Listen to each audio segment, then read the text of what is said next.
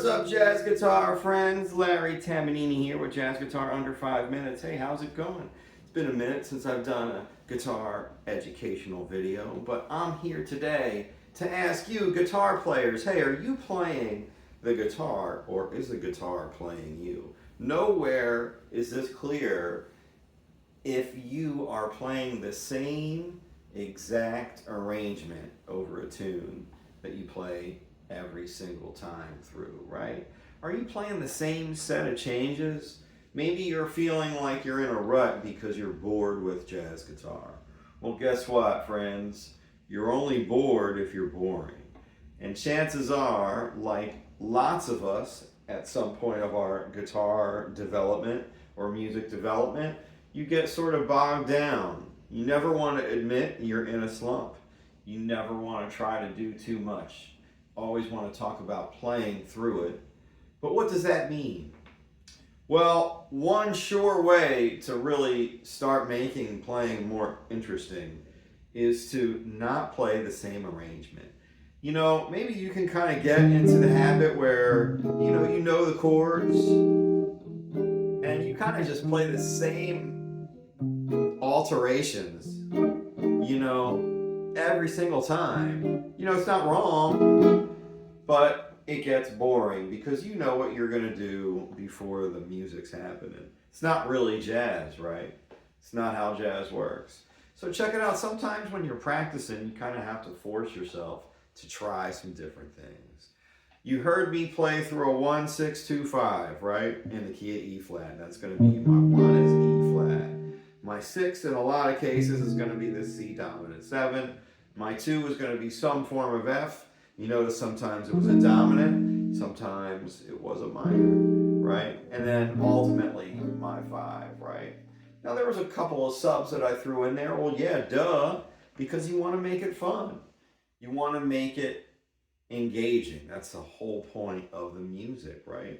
And there's so many different things. I did 4 different things. Let's talk about it. Right, so check it out. First thing is just to slide up into the 1, right? It's almost like giving yourself a pickup. Give yourself some musical momentum, right? I really wasn't playing a song. The first time I played that 2 chord as an F dominant, some people might call it a 5/5, but I know it's going to this 5. Sometimes I make that 5 chord a sus to the regular 5. Definitely adds a little bit of flavor, and that's what we're really looking for here, a little nuance, right? So that's what I did my first time. And then I might have ended up sort of back here. First time I played a C7 sharp 9, right? This time I did it an octave lower, and I kind of gave you a slightly different voicing.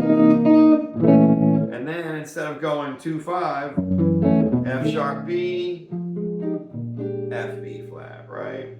Next time, probably played that 1, but this time I went to the G flat, right? Which is a really cool sound.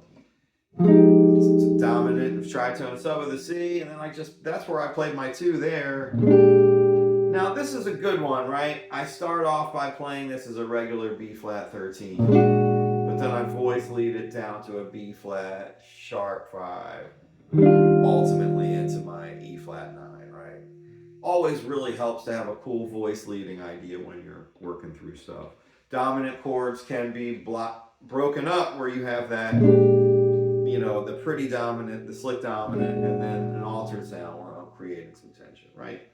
All right, and then finally, E flat, D flat, B major, B flat, and then I went to that sus flat 9 kind of sound, or I'm sorry, sus sharp 11 sound. So, this is a really easy thing to implement because if you're playing jazz, there's a 1, 6, 2, 5 in anything that you're playing. Find that one thing that you're playing, try to mess around with the turnarounds because then you're really playing jazz. All right, jazz guitar friends, if you made it this far, don't forget to hit that like, share, and subscribe button. I appreciate all the support. Thanks so much. Keep swinging. Bebop.